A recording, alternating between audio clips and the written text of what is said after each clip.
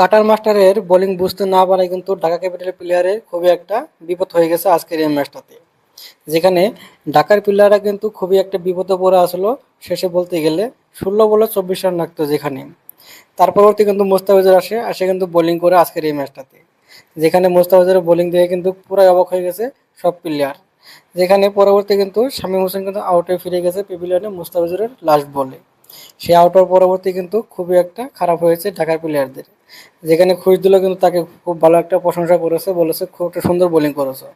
Out হওয়ার পরে কিন্তু সে কিন্তু অনেক খুশি হয়েছিল, কেননা আউট করেছে, খুব একটা ভালো প্লেয়ারকে আউট করেছে। যেখানে আউট করার পরবর্তী কিন্তু আজকে রংপুর ম্যাচটা কিন্তু জিতে গেছে 5 উইকেটে বলতে গেলে।